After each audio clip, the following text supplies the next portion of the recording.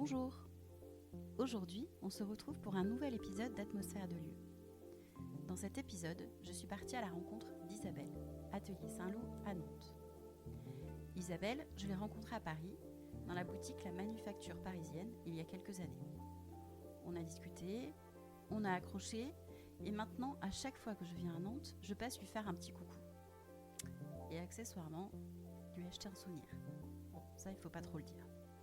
Isabelle, c'est la précision, l'exigence et l'amour du beau par excellence. Elle nous parle de son parcours, de ce qui l'inspire et de son univers poétique. Nous avons enregistré dans son atelier, au milieu de ses créations, de ses peaux, un vrai atelier d'artiste. J'espère que la personnalité d'Isabelle vous donnera envie de découvrir son monde rempli de couleurs et de belles matières. Allez, c'est parti. Direction le 4 rue de la Ville en Bois à Nantes.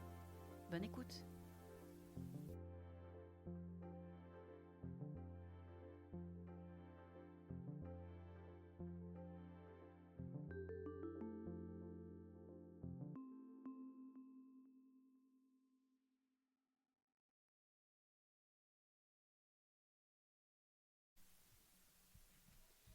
Bonsoir Isabelle. Bonsoir Gaëlle. Merci de m'accueillir chez toi. Ah bah avec grand Enfin, plaisir. chez toi. Dans ton atelier plus exactement, puisque j'ai la chance d'être avec Isabelle d'Atelier Saint-Loup à Nantes, dans son magnifique atelier dont vous verrez les photos un peu plus tard sur Instagram et sur le site. Donc l'idée en fait de cette rencontre, c'est un tout petit peu différent d'habitude, c'est que j'avais envie de faire un format qui s'appelle Atmosphère de lieu. Super. Et donc l'idée, c'est d'aller dans un lieu, dans un atelier, dans une boutique, dans un hôtel, dans un restaurant, et de faire découvrir à nos chers auditeurs l'ambiance de cet atelier ou de ce restaurant, etc.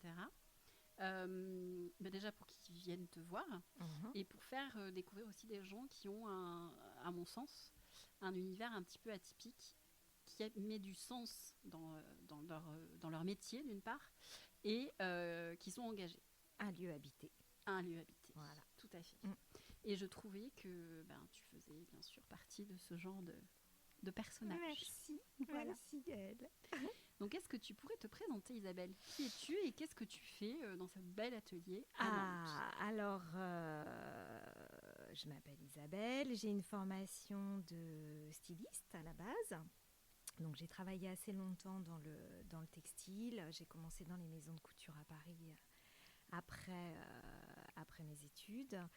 Voilà, un parcours pro avec une longue coupure aussi pour élever mes deux garçons que j'ai eu très rapprochés. Donc j'ai arrêté de travailler assez longtemps. Mais finalement, c'est du temps aussi que j'ai mis à profit pour expérimenter pas mal de techniques que j'avais pas pu apprendre à l'école. Donc en fait, voilà, j'ai toujours cousu, brodé, crocheté, tricoté dans ma vie. Et j'ai eu vraiment une révélation par rapport au cuir, par rapport aux matériaux. Ça a été une vraie rencontre. C'est un matériau que je ne connaissais pas vraiment, qu'on aborde assez peu finalement dans les études quand on n'est pas spécialisé dans des études sur l'accessoire. Enfin, mes études remontent maintenant quand même, donc peut-être qu'actuellement on a des modules un petit peu plus pointus qu'à mon époque. Mais voilà, moi ça a été une vraie découverte en fait avec le matériau. Et la première fois que je suis allée chez un fournisseur, je me suis dit mais c'est pas possible. Ce qu'on voit dans les boutiques, c'est du noir, c'est du marron, c'est du bleu, c'est des choses assez communes. Et en fait, il existe tellement de variétés, rien qu'au niveau des peaux, et ensuite au niveau du travail, et au niveau du tannage, au niveau des finitions. J'ai vu vraiment un monde infini s'ouvrir à moi, quelque chose que je ne soupçonnais pas.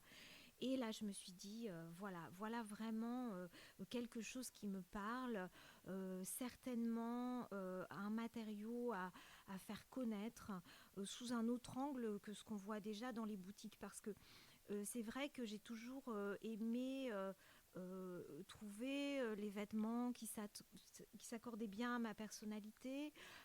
Toute petite, adolescente, évidemment, ça s'est cristallisé. Et l'accessoire aussi, mais c'est quelque chose qui, dans ma vie, est un petit peu à tous les niveaux. Euh, J'aime me sentir habitée par mon propre univers.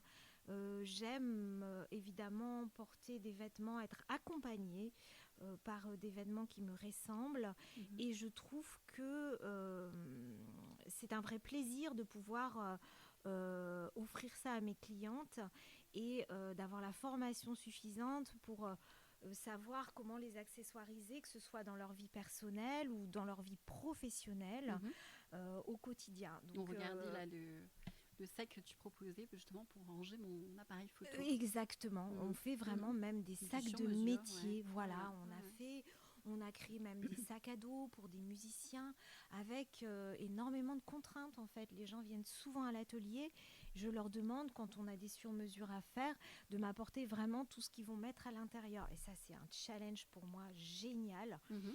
parce que évidemment on part sur des contraintes et on transforme ces contraintes en quelque chose de très ergonomique, de très confortable, en même temps de très looké ou alors de très discret avec des super finitions.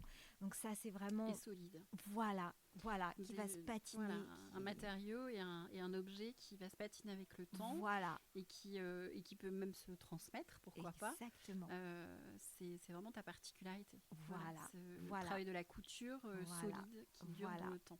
et les finitions, toutes les Mm. parties métalliques. Alors, tout est fait sur mesure pour moi à l'atelier. Ouais. Toutes les parties métalliques sont réalisées en France sur mesure. Donc, on a vraiment voilà, une qualité extraordinaire, Mm. ce qui était un souhait. Hein.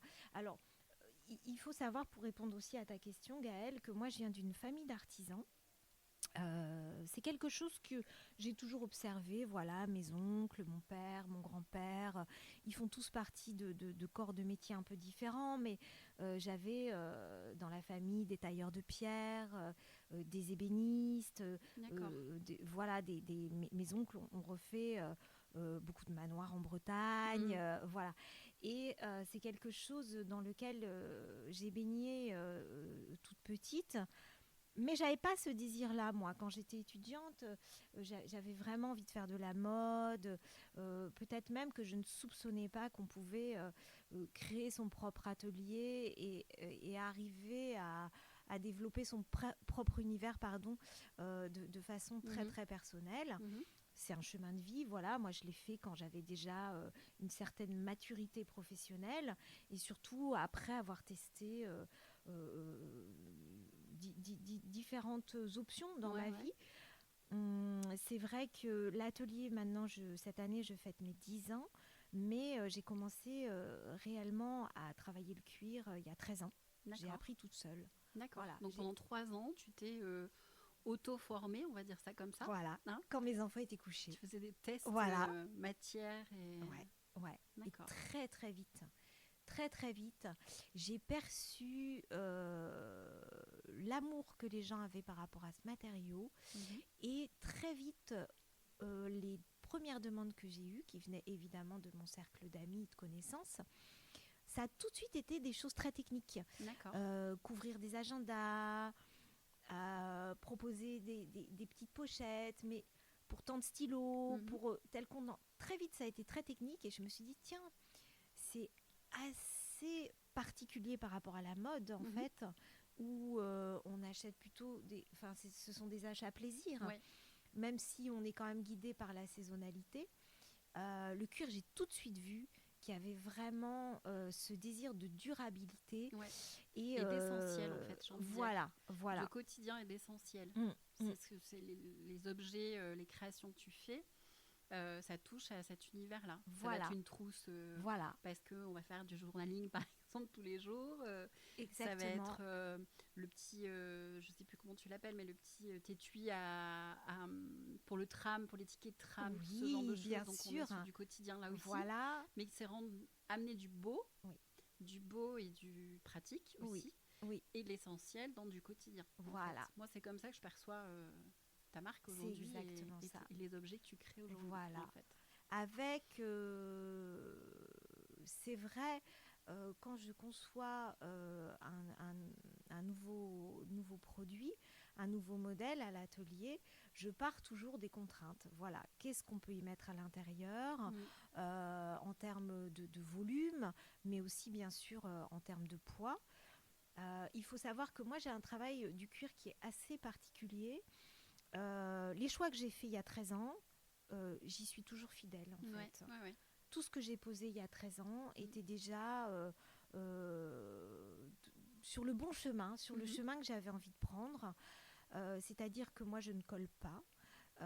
Quand on va dans un atelier de fabrication de maroquinerie, ça sent le néoprène parce que forcément... Là, ça sent le cuir. Voilà. Quand on va vers la rentabilité et la facilité, on colle en fait. Ouais. Ça bouge et pas. Et même dans des grandes marques. Bien sûr. Voilà. Bien sûr. Des grandes marques connues, françaises. On ne va pas les citer parce que c'est pas l'idée. Mais, voilà. Mais voilà, c'est la qualité, l'engagement, encore une fois, c'est ton engagement et la durabilité du produit. Surtout d'avoir une telle technicité qu'on n'a pas besoin de coller. Voilà, ça c'est beau. Sachant que à l'atelier, je ne travaille que les cuirs les plus difficiles, les matériaux souples. D'accord. Donc voilà, les gens qui travaillent avec moi, je les forme. Ils viennent tous évidemment de belles maisons. Mais je reforme derrière pendant au moins 3-4 mois. C'est très très long parce qu'il faut être très polyvalent. Il faut savoir faire de la découpe. Alors nous c'est pareil à l'atelier, nous n'avons pas d'emporte-pièce. Donc toute la découpe est faite au chasse-peau, au ciseau. D'accord. Voilà, il faut voir que quand on a des bords francs, des montages bords francs, il faut être extrêmement précis et très technique. Parce que si ça part en vague, on est voilà. On a très très peu de pièces qu'on ne réussit pas. Par contre, une pièce qui ne me plaît pas ne sortira jamais de l'atelier. Ouais.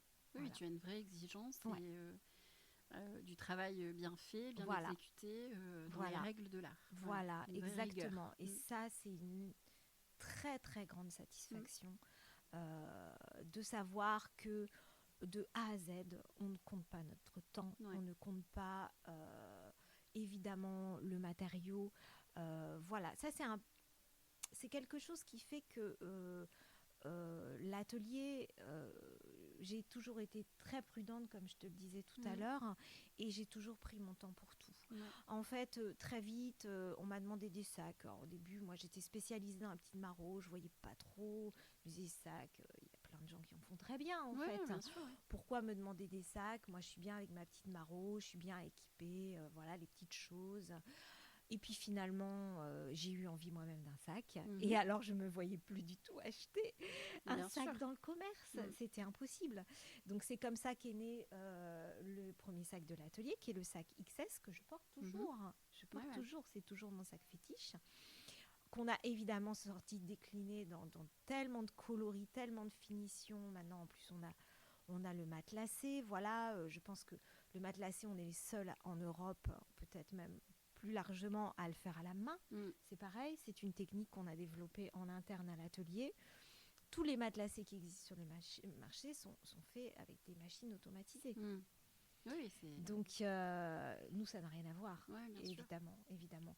Et ce qui permet, quand on maîtrise comme ça son outil aussi bien, de proposer des sur-mesures insensées, en fait. T'amènes dans des endroits que tu n'aurais jamais certainement visité. On peut tout faire. Carrément. On peut tout faire. On peut s'adapter à des demandes géniales, en fait. C'est tellement chouette de pouvoir accueillir des gens, de choisir ensemble le modèle, le format, le coloris, la peau, toutes les finitions, l'intérieur, les tirettes, enfin voilà, c'est vraiment... c'est vraiment des sur-mesures dans ces cas-là. C'est génial.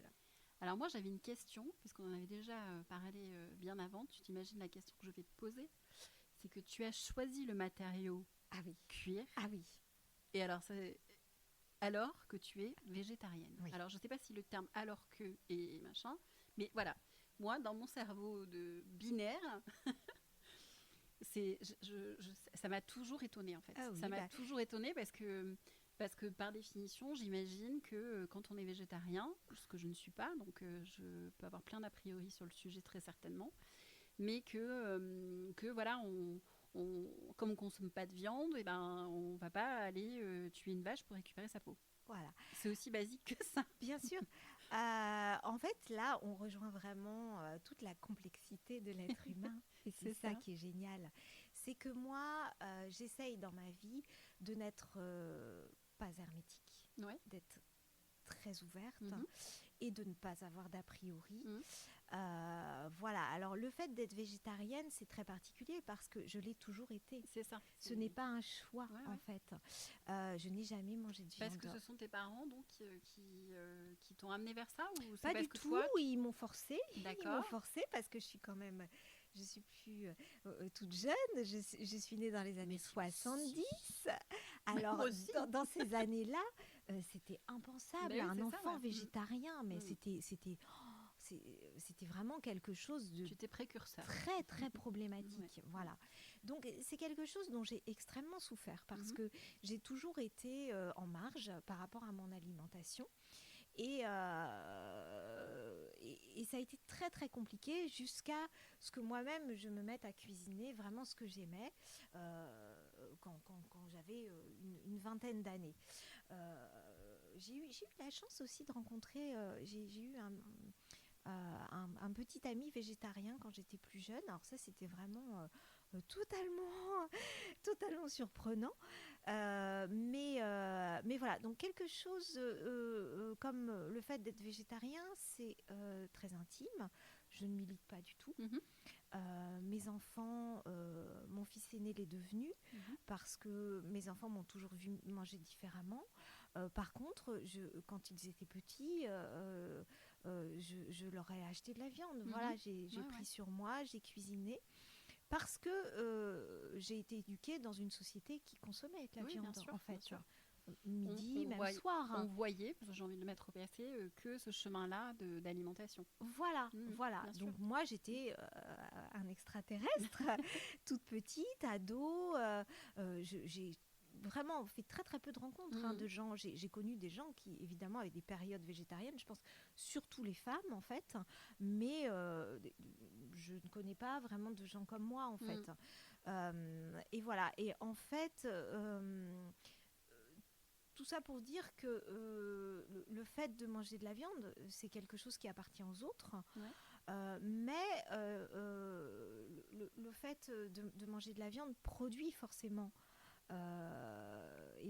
du cuir. Oui, bien sûr. Voilà, c'est une industrie qui remonte au néandertal.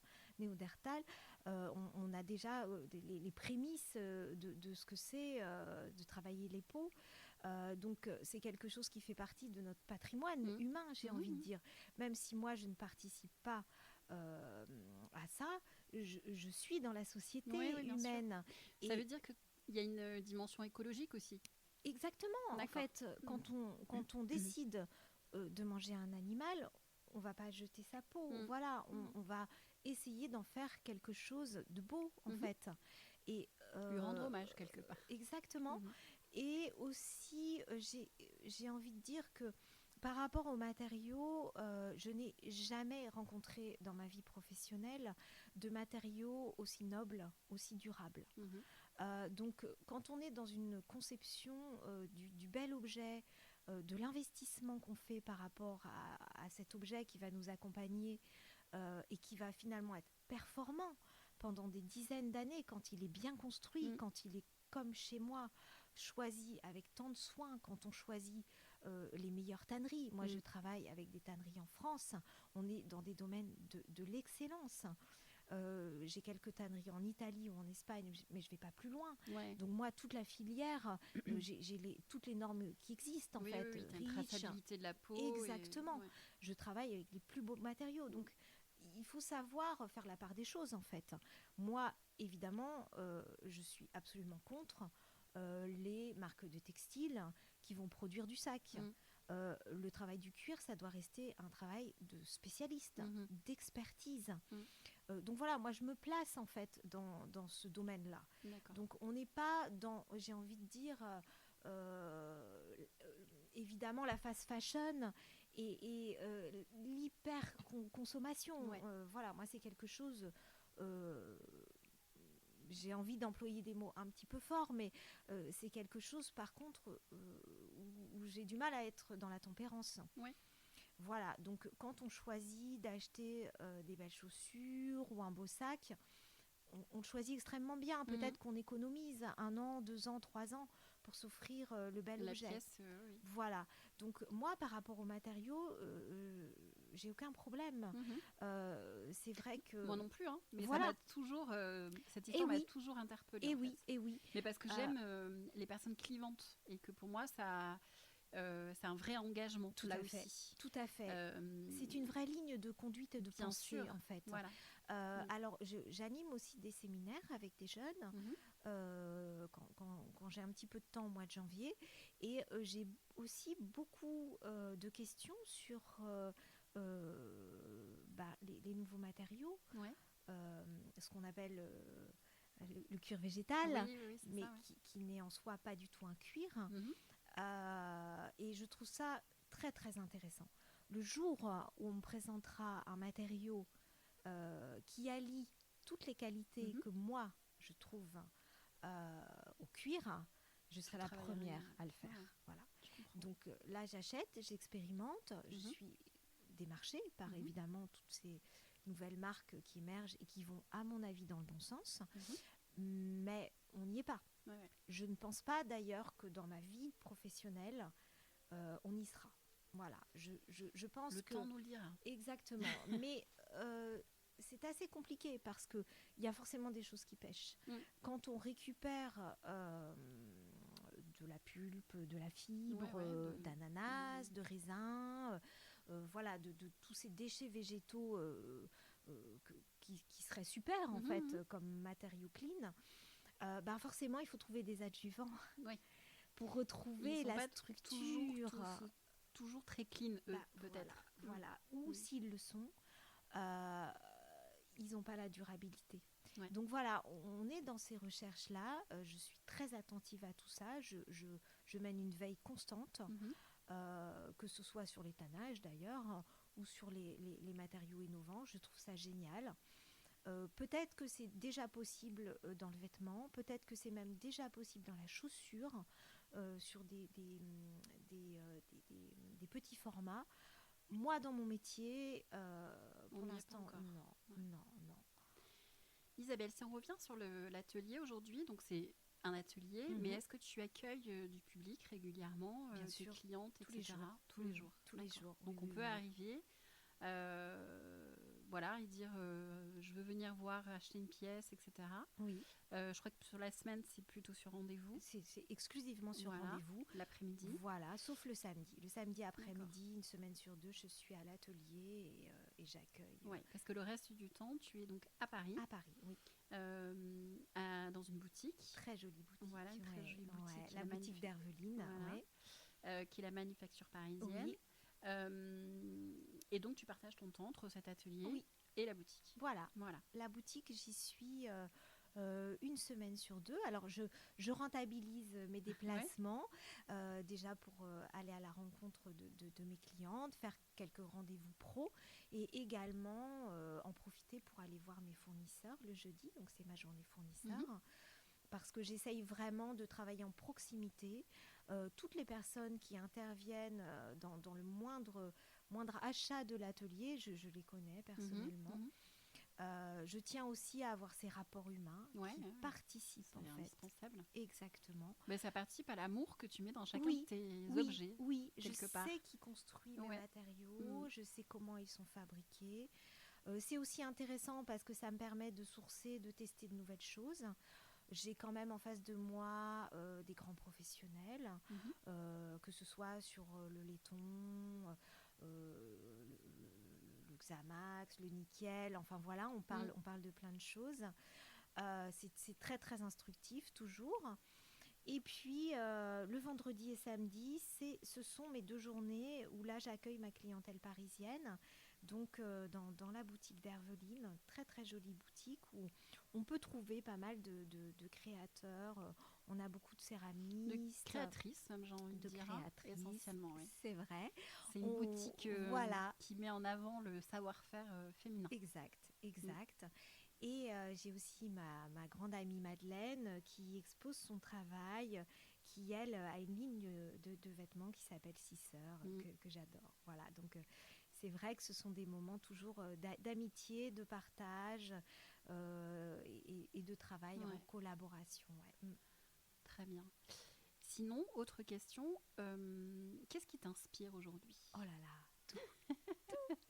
Mes rencontres, mes clientes qui m'amènent. J'adore mes clientes, évidemment. J'ai la chance d'avoir une clientèle extraordinaire. Donc chaque jour, je suis en contact avec des femmes inspirantes. Donc évidemment, il se passe tellement de choses dans nos échanges que tout ça m'apporte beaucoup. Après, je suis très sensible à l'esthétique aussi de l'alimentation. Je cuisine beaucoup, alors un peu moins depuis quelques années, mais quand même... Parce que tu es très très occupée. Oui, mais le peu de temps libre que j'ai, je le consacre quand même à mon alimentation, qui est un grand sujet pour moi. Je suis aussi fan de fermentation, donc ça, j'aimerais m'y investir un petit peu plus. Mais voilà, la pâtisserie, évidemment, m'inspire parce qu'il y a tellement de belles choses, de gens qui travaillent maintenant des grands sujets comme la naturalité, essayer d'être dans le moins aussi, le moins de sucre, le moins d'ingrédients, le plus de proximité avec les gens qui produisent nos aliments. Donc tout ça, ça va dans le même sens. En fait, c'est vrai que quand je rencontre d'autres artisans qui sont dans l'alimentation ou dans d'autres corps de métier, je dirais même des gens qui sont dans la chirurgie. À tous les niveaux. Il y a tellement de passerelles en fait, ça reste de à l'artisanat, tout sûr. ça. Ça reste à tous les niveaux, on peut amener du sens. Une histoire humaine. Une histoire humaine et de l'engagement. Donc, exactement, la passion. La passion c'est aussi. Ça, tout à fait. Après, évidemment, dès que j'ai un petit peu de temps, donc c'est souvent l'été, moi mes vacances se résument à aller manger dans des lieux que j'adore et à visiter des musées. Donc ce sont toujours des vacances urbaines parce que ce sont des choses que je n'ai pas le temps de faire le reste d'année et moi j'aurais pu vivre dans un musée sans problème. Évidemment la photo, l'image. Maintenant avec Instagram on a accès à une banque d'images, beaucoup de choses merveilleuses. Donc voilà, après je suis aussi très sensible à la beauté de la nature, les fleurs, les végétaux qui participent en plus à mon alimentation quotidienne. Voilà. Donc vraiment des sources d'inspiration très diverses, même parfois pas palpables. La musique, bien sûr, voilà, qui me nourrissent tous les jours. Mais en fait, mon métier participe à ma vie. J'ai une formation. Moi, j'ai commencé les arts appliqués très tôt, à 15 ans. Ah oui. Donc, j'ai toujours baigné dans les arts appliqués, en fait. Oui, tu as un lien au beau et à l'art qui est très fort. Voilà. Et comment savoir retranscrire toutes ces choses qu'on porte en soi dans son métier, en fait, dans ses produits. Je sais que mes produits transportent énormément de choses par rapport à mon quotidien, par rapport à mon engagement, par rapport à ma créativité, en fait. Bien sûr. Alors, ça va faire la passerelle parfaite. Oui.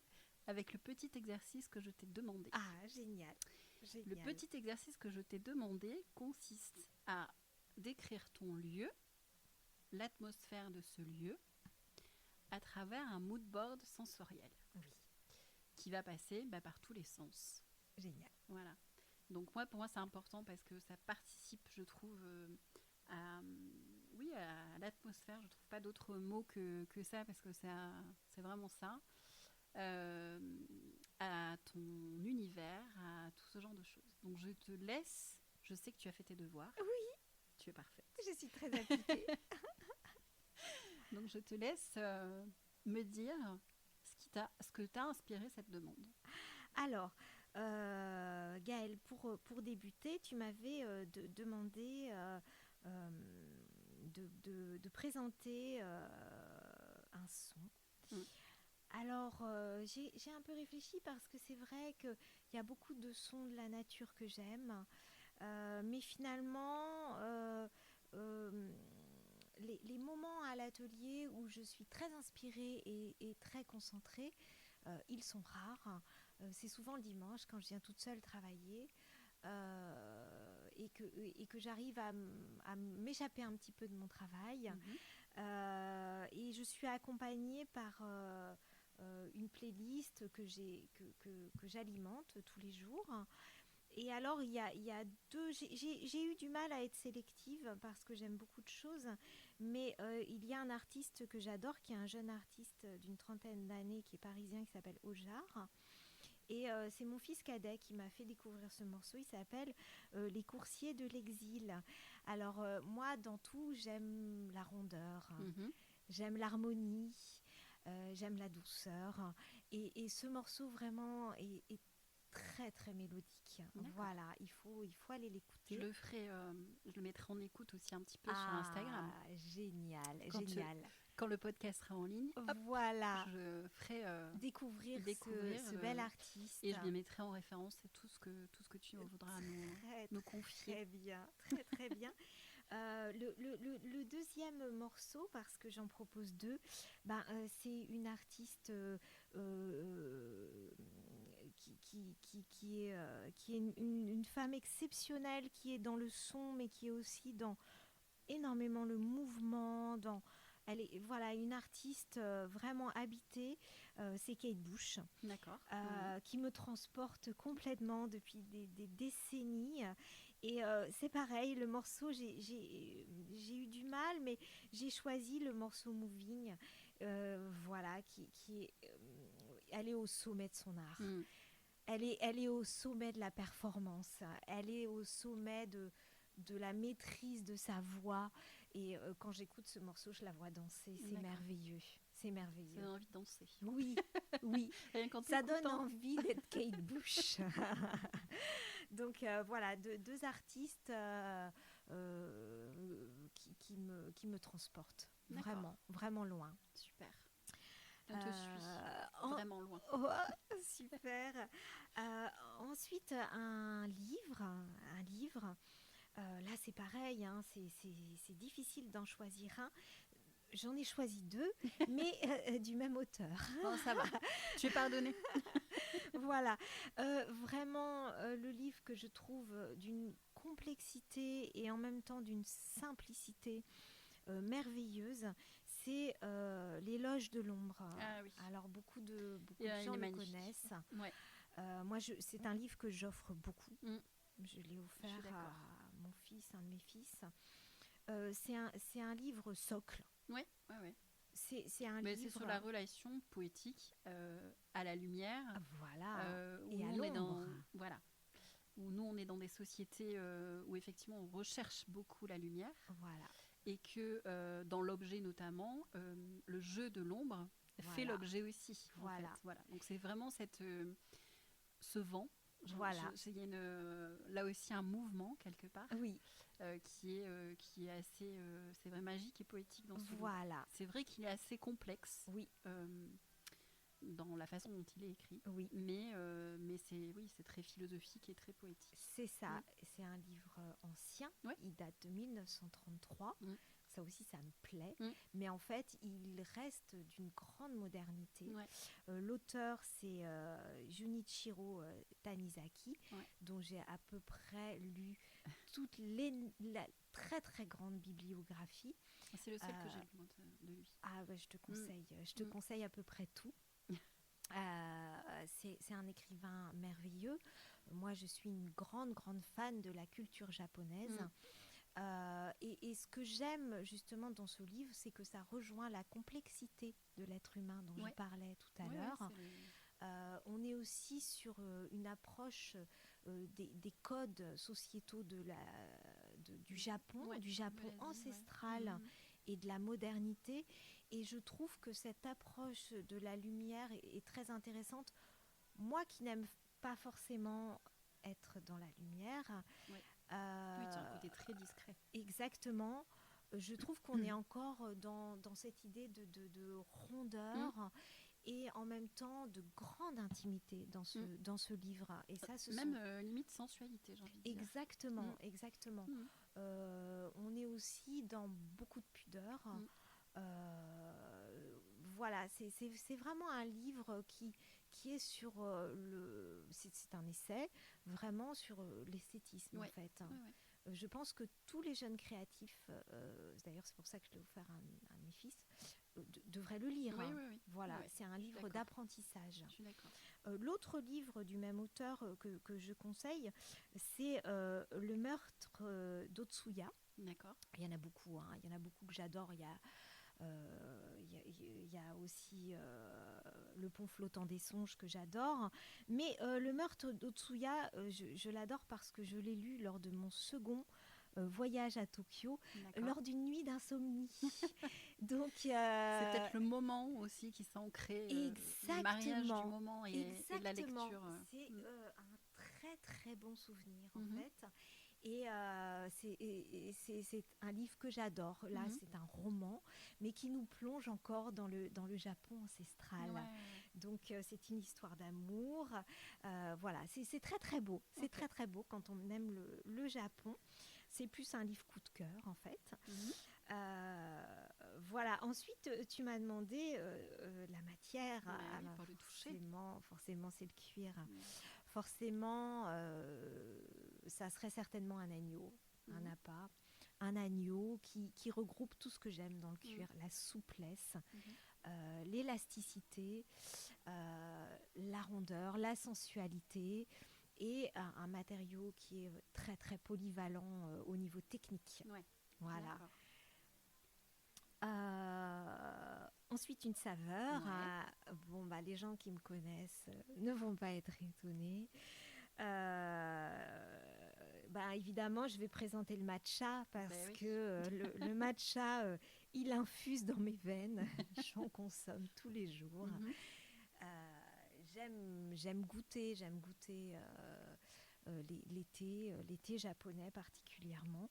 Mais le matcha, voilà, c'est quelque chose d'exceptionnel qui participe à mon énergie, en fait.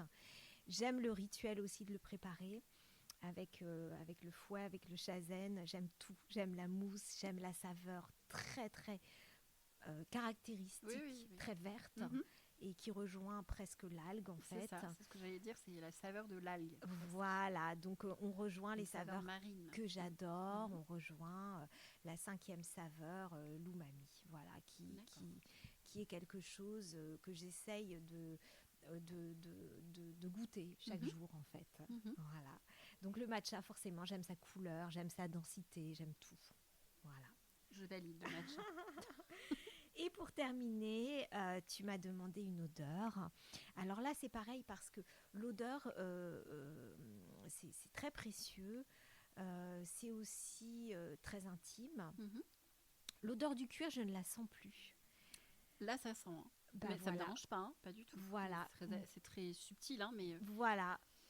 Mais effectivement, ça sent le Tous les gens qui passent la porte de l'atelier ou même l'été quand la porte est ouverte arrivent et ils me disent ça sent bon chez vous, ça sent le cuir.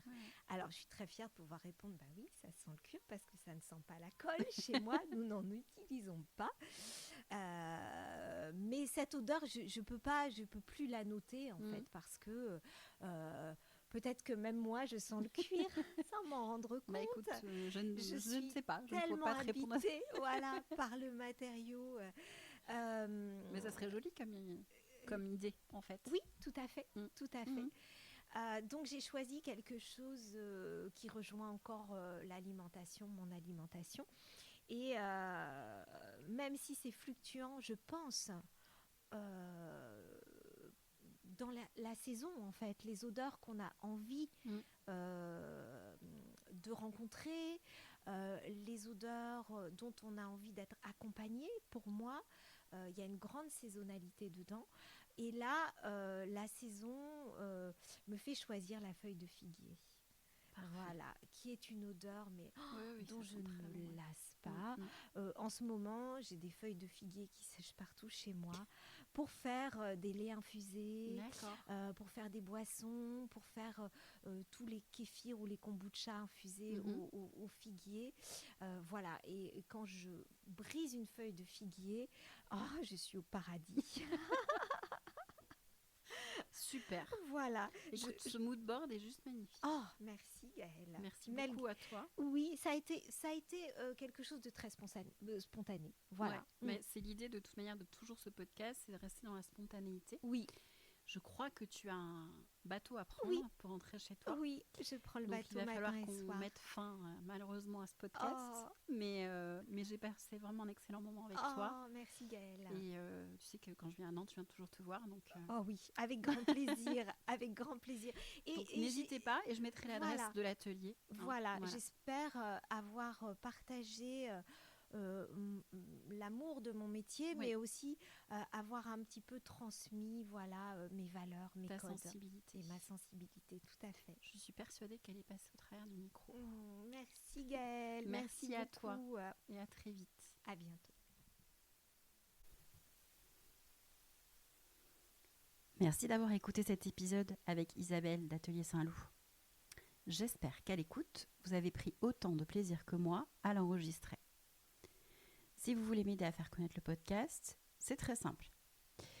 Il suffit de mettre 5 étoiles sur iTunes et un petit commentaire. Sinon, un partage de l'épisode sur vos réseaux sociaux sera juste parfait. Je suis Gaëlle Dumora. Si vous souhaitez découvrir mon travail et tous mes accompagnements, je vous invite à me rendre visite sur mon site www.maisonconquête.fr, tout attaché, ou bien sur Instagram @maisonconquête. Très belle journée.